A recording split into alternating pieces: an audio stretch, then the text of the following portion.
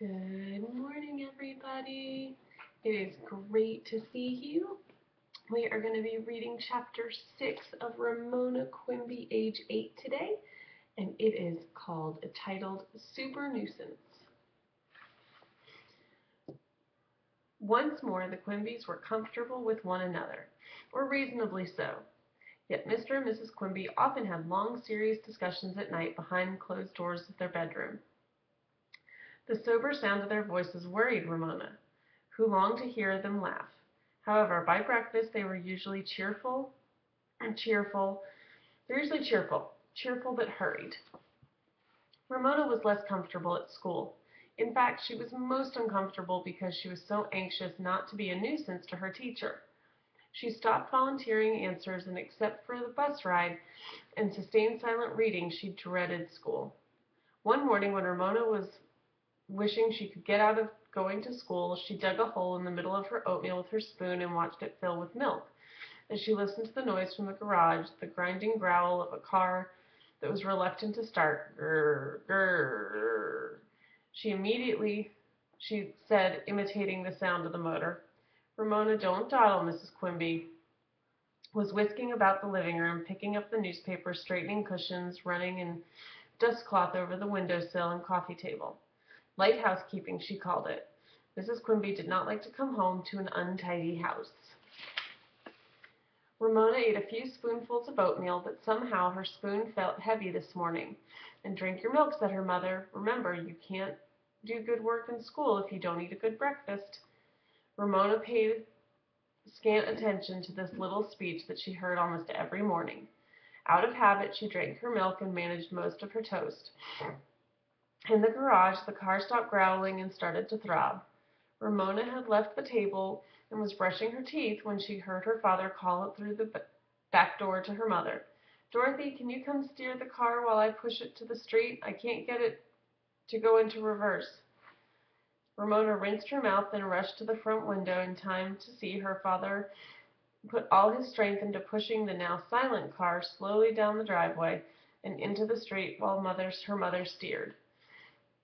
At the foot of the driveway, Mrs. Quimby started the motor and drove the car forward beside the curb. Now try it in reverse, Mr. Quimby directed. In a moment, Mrs. Quimby called out, "It won't go." Ramona put on her coat, picked up her lunchbox, and hurried out to see what was happening when a car would go forward but not backward. She soon discovered her parents found nothing funny about this state of affairs. "I'll have to take it to the mechanic." Mr. Quimby looked cross. "And then take a bus, which means missing my first class." "Let me take it, and you hurry and catch a bus now," said Mrs. Quimby.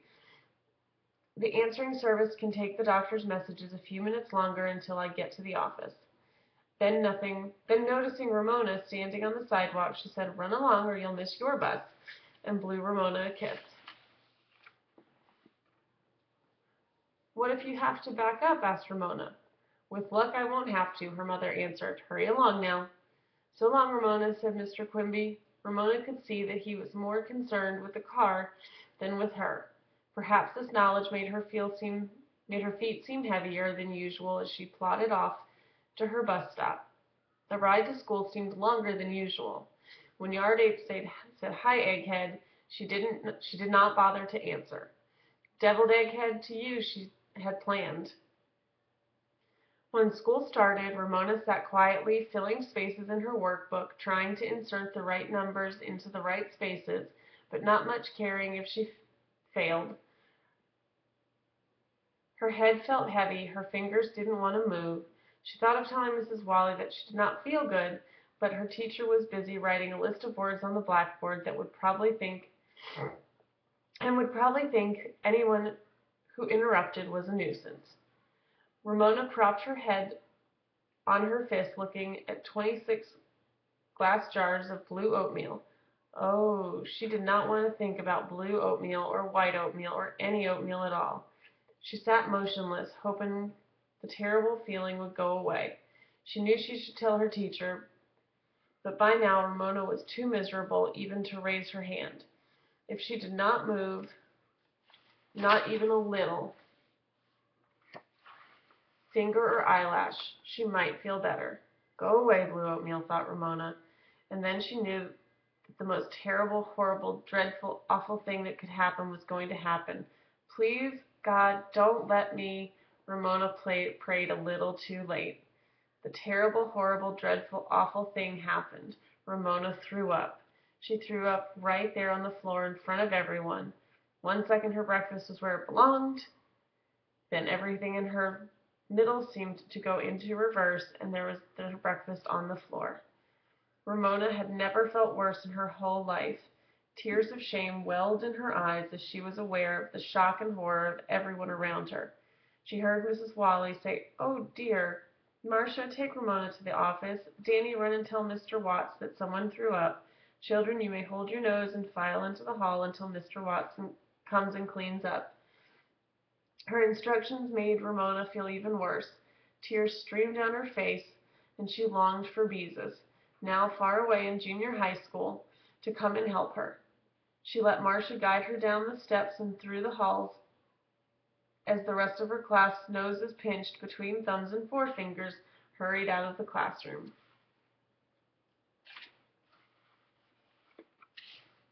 "It's all right, Ramona," Marcia said gently while keeping her distance as if she expected Ramona to explode. Ramona was crying too hard to answer.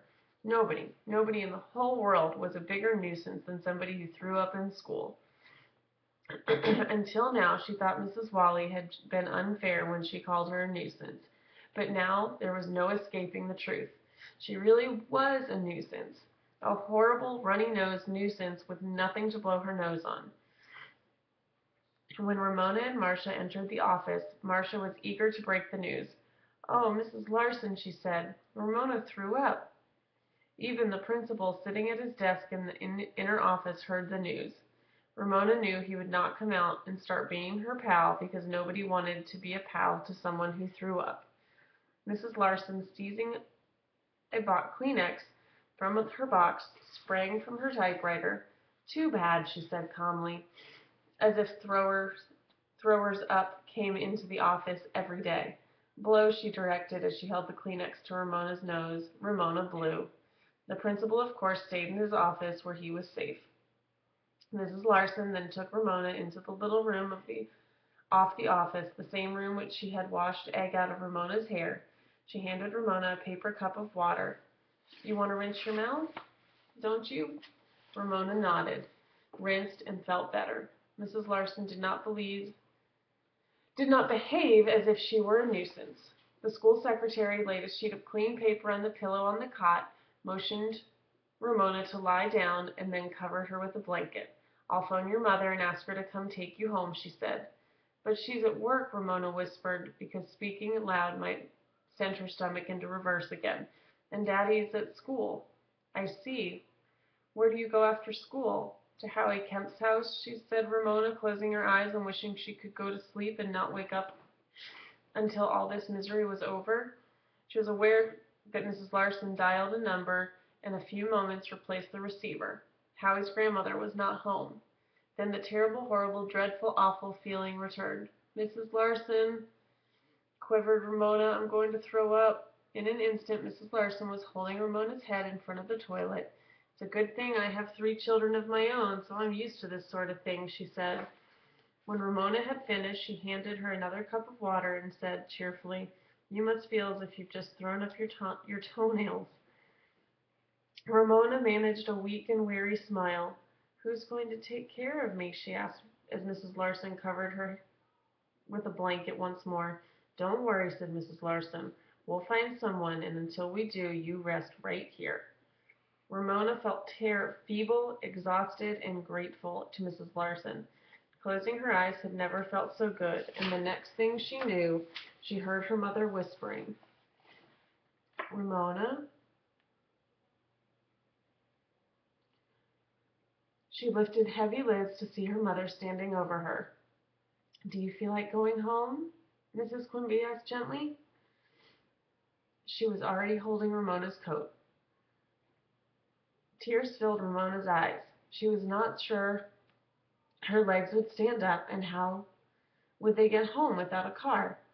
And what was her mother doing here when she was supposed to be at work? Would she lose her job? Mrs. Quimby helped Ramona to her feet and draped her coat over her shoulders. "I have a taxi waiting," she said, as she guided Ramona toward the door. Mrs. Larson looked up from her typewriter. "Bye, Ramona, we'll miss you," she said. "I hope you feel better soon." Ramona had forgotten what it was like to feel better. Outside, a yellow taxicab was chugging at the curb. A taxi. Ramona had never ridden in a taxicab, and now she was too sick to enjoy it. Any other time she would have felt important to be leaving school in a taxi in the middle of the morning.